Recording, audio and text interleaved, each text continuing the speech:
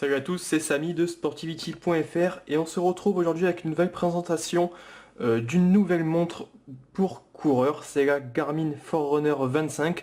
Donc c'est le modèle d'entrée de gamme de chez Garmin qui vient remplacer tout simplement la Forerunner 10 et la Forerunner 15 qu'on avait testé précédemment. Donc elle est livrée dans cette petite boîte ici, une petite boîte classique. Je vais pas forcément m'attarder là-dessus. Avec à l'intérieur, on va retrouver ici un socle qui va permettre de venir recharger la montre et de synchroniser les données directement sur le PC, un petit manuel d'utilisation rapide et un petit livret ici de garantie. Donc la montre elle est là, donc c'est une montre d'entrée de gamme disponible aux alentours de 169 € dans la version classique. Il y a également une version avec ceinture cardio-fréquence-mètre qui est disponible, c'est pas la dernière ceinture de Garmin, c'est un peu un ancien modèle. Donc si vous disposez déjà d'une ceinture plus récente, on vous conseille simplement de prendre justement seule la montre en elle-même. Il y a également plusieurs tailles qui sont disponibles, donc un modèle noir et bleu et un modèle noir et rouge, donc avec un écran plus large et un bracelet également un peu plus large, et un autre modèle avec des tons plutôt violets et blancs, donc c'est des modèles qui sont plutôt destinés aux femmes et avec des écrans plus petits et également des bracelets plus petits. Donc la montre, elle est là. Donc on voit ça a bien un aspect de montre sportif, hein, avec un bracelet ici en silicone, un système de fermeture donc plutôt classique avec un fermoir standard et une boucle derrière. Hop. Voilà. Voilà. Montre. Donc un petit fermoir métallique, et si on vient zoomer un peu plus sur la montre en elle-même, alors on va faire tout de suite. Donc la montre elle a un cadran qui va être tout simplement 32%, avec une augmentation de 32% par rapport à la version précédente, la Garmin Forerunner 15, et on retrouve comme précédemment 4 boutons qui vont permettre de naviguer sur celui-ci. Donc on va avoir ici un bouton qui permet d'activer le rétro-éclairage. Alors attendez, voilà. Donc le rétro-éclairage. Un bouton ici qui va permettre de faire défiler les informations concernant le suivi d'activité ou retourner à la page précédente. Un bouton running ici qui va également permettre de valider les options. Et ici un bouton qui va permettre de défiler dans les menus. Donc si on descend, ça va faire descendre les pages, etc. Il n'y a pas de bouton pour revenir au menu supérieur. Donc ce qu'il faut faire, c'est si on a passé trop rapidement par exemple le menu sur lequel on souhaitait aller, il faut forcément refaire le tour complet. C'est pas super pratique, mais c'est pas non plus particulièrement gênant pour une montre d'entrée de gamme. Donc la Garmin Forerunner 25, qu'est-ce qu'elle peut faire? On va voir ça un peu en détail tout de suite. Alors, je vais plutôt zoomer, on verra mieux. Voilà. Donc par rapport aux précédentes versions, celle-ci intègre maintenant comme nouveauté le Bluetooth Smart qui va permettre de venir synchroniser directement les données de la montre avec son smartphone sans devoir connecter la montre à son PC par exemple comme c'était le cas précédemment. Elle dispose également du suivi d'activité, donc tout simplement ça va permettre de compter tout ce qui va être nombre de pas, distance parcourue et calories brûlées tout au long de la journée. Donc ça va se trouver en dessous de l'heure ici, avec donc le nombre de pas. Donc ici il y a eu 10 159 pas aujourd'hui, sur un objectif de 8680. La distance parcourue, donc 10 km à peu près, et les calories brûlées, ainsi que la date. Donc pour faire passer, on appuie ici à chaque fois sur ce bouton. Je rappelle juste que chez Garmin, l'objectif il peut être sélectionné manuellement, mais il peut également être mis à jour directement depuis l'algorithme de Garmin en fonction de vos résultats précédents. Donc après, au niveau du menu, donc on va avoir les notifications. Donc ça va permettre de retrouver en fait les différentes notifications qui apparaissent sur son smartphone. Bien sûr, il faudra coupler la montre et le smartphone ensemble pour que cela fonctionne. Mais on va pouvoir recevoir donc et lire directement les emails, les appels entrants, les SMS ou les autres notifications comme ici par exemple concernant l'App Store. Donc ça c'est plutôt sympa quand on court. On a ici une fonction historique qui va reprendre les différentes sorties qui ont été effectuées. Par exemple, je suis allé courir ce matin donc pendant 49 minutes pour une distance de 8 km à peu près, une allure de 6 minutes par kilomètre, pardon, et on va retrouver par exemple la fréquence moyenne et la zone de fréquence moyenne qu'on avait. À côté de ça, on va avoir le nombre de pas pareil et les différents records que l'on peut retrouver, donc le kilomètre le plus rapide par exemple, en 5 minutes et 2 secondes. On a, si on revient en arrière, ici des options paramètres. Alors je ne vais pas forcément passer dessus en détail sur la vidéo, tout ça on retrouve toutes les informations directement sur le test sur sportivity.fr. Ce qu'on va faire, c'est qu'on va se rendre directement ici sur le bouton d'entraînement, donc en haut. Donc on propose d'ailleurs d'installer une nouvelle version, je ne vais pas forcément le faire maintenant. Et donc quand on est dehors, donc si on veut commencer à courir, on va avoir cet écran qui va s'afficher ici et qui va donc tout simplement rechercher le signal GPS. Donc là je suis à l'intérieur, ça va pas forcément trouver de signal, mais si on est à l'extérieur, en 1 minute 2, ça se trouve relativement rapidement le signal pour pouvoir vous capter et vous suivre pendant l'effort. Donc on va cliquer en bas ici pour accéder aux options de course. Je vais vous montrer. On va pouvoir choisir le mode de course, donc ça va être particulièrement intéressant. On peut choisir un mode de course de base, donc un entraînement classique sans forcément de contraintes ou d'objectifs. Mais on va pouvoir également choisir par exemple un mode course-marche, donc ça va être pour tout ce qui va être entraînement fractionné. Donc en appuyant dessus, on va pouvoir choisir le temps de course et le temps de marche, par exemple. Donc là, on devra courir pendant 30 secondes et marcher pendant 30 secondes, et on recevra des alertes à chaque fois que les 30 secondes sont passées. On va pouvoir donc changer de mode. On a également le Virtual Pacer qui va permettre de se mettre un objectif d'allure. Donc si on met par exemple une allure de 6 minutes 20 par kilomètre, on va avoir l'allure qui va être réglée dessus. Et lorsqu'on va courir ensuite, on aura en fait un écran qui va s'afficher et qui va tout simplement nous dire si on est en dessus ou en dessous de l'allure que l'on a mis en tant qu'objectif.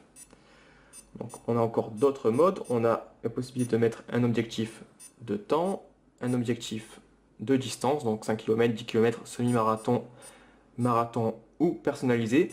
Quand on va choisir ce mode-là d'entraînement, on aura un écran supplémentaire avec une jauge qui va se remplir au fur et à mesure que les kilomètres défilent. Et enfin, on peut mettre également en fonction des calories brûlées. On va pouvoir également mettre, alors on va repasser sur le mode de base, des alarmes en fonction des fréquences. Donc on peut se mettre donc des alarmes en fonction des zones de fréquence, donc zone 1, 2, 3, 4 ou 5, ou tout simplement en fonction des zones personnalisées. Donc ça permettra à la montre de nous dire si on est au-dessus ou en dessous de la zone de fréquence souhaitée pendant son entraînement. Et on peut également utiliser la montre en intérieur, à ce moment-là le GPS est désactivé. Donc ensuite, imaginons que là on souhaite courir, on va cliquer ici sur démarrer. On va avoir le chrono et la distance, l'allure et les calories. Donc par défaut, on a deux écrans avec deux indications, deux statistiques par écran. On peut bien évidemment choisir les données qui vont être affichées à l'écran depuis les paramètres de la montre. La montre est également, comme je le disais dans le début de la vidéo, elle est compatible avec les ceintures cardio-fréquence-mètre. Donc à partir du moment où vous avez une ceinture qui va être autour du buste, elle va se connecter très rapidement à la montre. Ça se fera sur l'écran qui cherche le GPS. Et on aura donc ici un écran supplémentaire qui affichera les pulsations et en dessous la zone dans laquelle vous êtes. Donc ça également, c'est expliqué un peu plus en détail sur le test sur sportivity.fr. Une fois que l'entraînement est terminé, on peut mettre à tout moment ici en pause en appuyant sur le bouton. On peut donc le reprendre ou l'enregistrer et ça va simplement le rajouter à la mémoire de la montre. La montre qui peut garder jusqu'à 8 entraînements en mémoire il me semble. De toute façon ça c'est synchronisé directement à chaque fois qu'on va ensuite ouvrir l'application. C'est ce que je vais vous montrer tout de suite dans la suite de la vidéo. Voilà, donc la montre elle est compatible avec l'application Garmin Connect mobile. Donc pour ça il faudra bien évidemment créer un compte avec Garmin Connect. Vous allez pouvoir vous y connecter directement depuis votre navigateur ou depuis votre smartphone. Donc c'est compatible avec les appareils iOS et Android. Donc sur la page principale qu'on appelle ici photo, on va retrouver le nombre de pas effectués depuis ce matin, tout ce qui concerne le sommeil donc sur la nuit dernière, les calories brûlées et le nombre d'activités effectuées dans la journée. On peut également connecter l'application à MyFitnessPal qui permet de gérer un peu tout son suivi alimentaire. Donc ça, je ne l'ai pas forcément fait ici, mais c'est possible. Donc si on clique sur pas ici, on va obtenir donc le détail du nombre de pas tout au long de la journée. Donc là, je suis allé courir ce matin, donc forcément, il y a 2 gros pics qui apparaissent vers 9 h du matin. Et on peut après ensuite passer d'un jour à l'autre très facilement. On va avoir ici la possibilité donc, de faire défiler et de voir un peu le nombre de pas effectués sur les 30 derniers jours. Donc ça permet d'avoir un petit graphique et le total effectué. Donc ça c'est le sommeil. Et là on va avoir tout simplement la dernière course à pied qui a été effectuée. Donc c'était ce matin, 8 km, 49 minutes et 6 minutes par kilomètre au niveau de l'allure. Donc c'est plutôt bien fait, l'application de toute façon elle a été complètement revue tout récemment avec ici des nouveaux tons un peu noir et orange par rapport à la version blanche qu'on avait pu tester précédemment sur la Garmin Vivo Active par exemple. On va avoir la possibilité de consulter des classements en fonction de ces différents contacts par exemple. On va retrouver un calendrier avec les différentes activités effectuées jour par jour. Donc si on clique ici, on va avoir le détail avec par exemple la course qui a été effectuée ce matin. On va retrouver un flux d'activités qui liste tout simplement les différentes sorties et activités effectuées par nous, mais également par nos contacts, puisqu'on peut ajouter très facilement des amis. Ça peut être intéressant pour, par exemple, comparer un peu ses performances. Et on va avoir ici enfin un onglet autre qui permet un peu de gérer tout ce qui va être affichage sur la montre, sur l'application, ajouter des amis, la fonctionnalité Live Track qui permet d'effectuer d'avoir un lien qui va permettre de suivre la personne qui est en train de courir. Donc ça peut être intéressant, notamment si vous courez le soir, on peut vous suivre à distance et intervenir en cas de problème ou tout simplement si vous êtes perdu par exemple. Et je vais juste revenir ici sur le détail d'une sortie.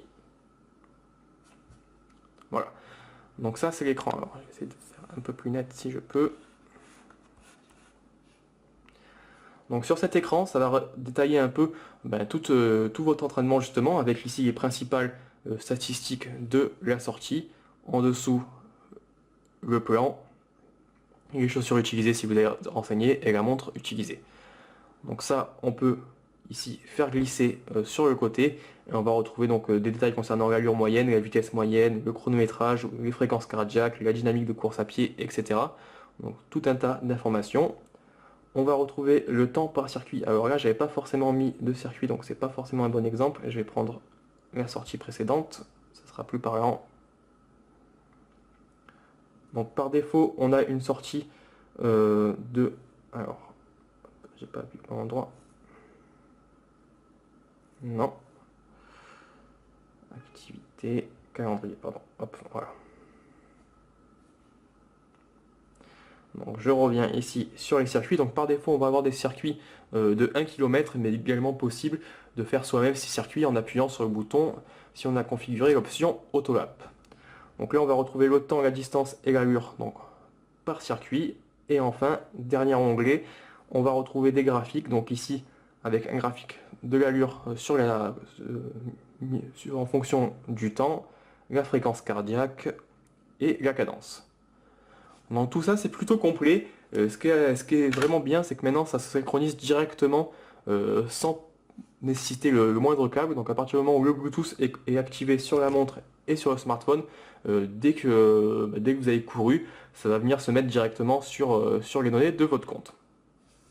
Donc voilà pour cette petite présentation rapide, mais pas si rapide que ça finalement, de la Garmin FR25 ou Forerunner 25.